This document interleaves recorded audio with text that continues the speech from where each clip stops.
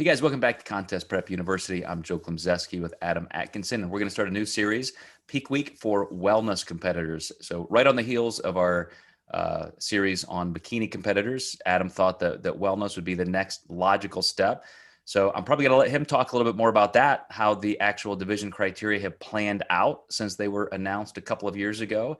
And we've had a full season, albeit kind of a weird one, where we've been able to see this in action. So what are you seeing in terms of the actual criteria on the stage? What are judges looking for? What are they rewarding?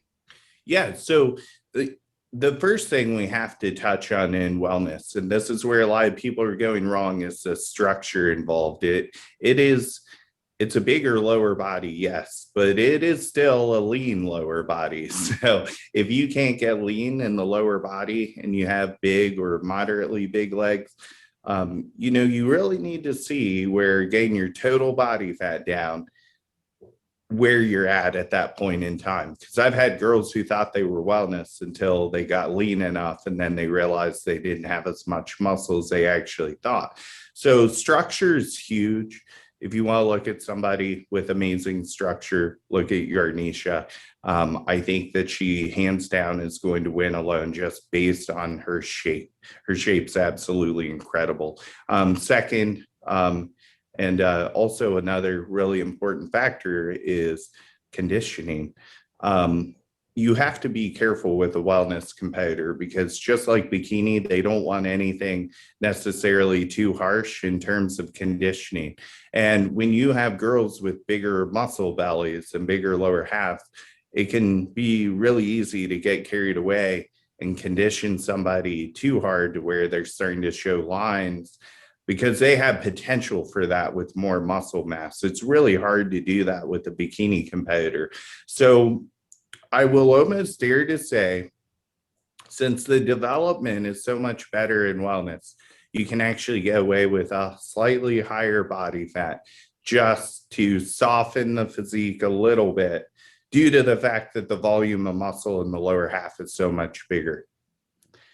And I really thought when they just announced this division, especially the name wellness, they were looking for that next extension toward less muscularity. So obviously we'd already been introduced to bikini, and then wellness, I thought, was that next step toward being inclusive of, every soccer mom on the beach.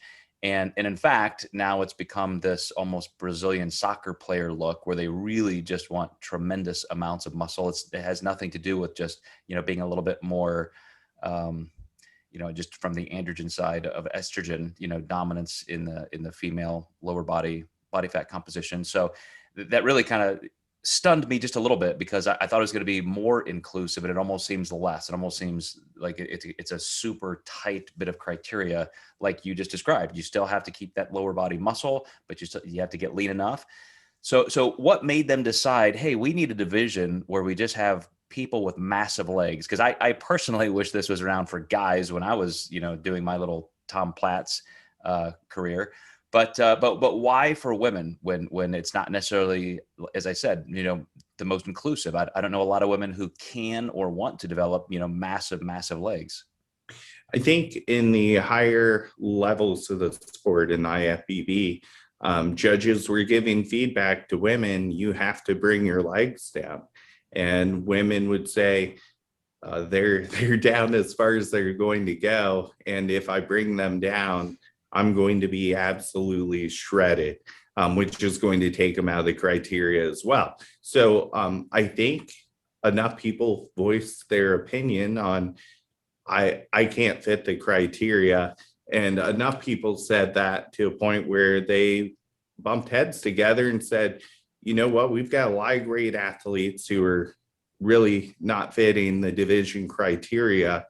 We need to create this division. And then another thing, knowing the history of the split up with the IFBB and the NPC back in the day, a lot of the pro cards given were in a little bit different of criteria than I think that the real NPC IFBB really wanted. So I think that accidentally they started handing some pro cards away that were, really wellness pro cards, but that's that's what they were given at that time to give out pro cards. The best person who shows up got a pro card, even though they maybe didn't fit the criteria perfectly. So they needed to do something to get these pros something they could compete in. Okay. All right. Well, there you have it. There are some of the differences in the division criteria for wellness. And I would say part of what may have prompted that is the fact that so many women now are enjoying powerlifting as a secondary career and endeavor. So, women who are really working hard to gain lean body mass, now they have that lean body mass, could be a better place for them. And of course, the Brett Contreras effect. Everybody just developing more lower body now with his impact. So, guys, stay tuned. We're going to go through another 4 steps in this process for peak week. We're going to start next time talking about the actual body types. And so, can you actually get yourself into this particular division? Is it the right spot for you? We'll see you next time in Contest Prep University.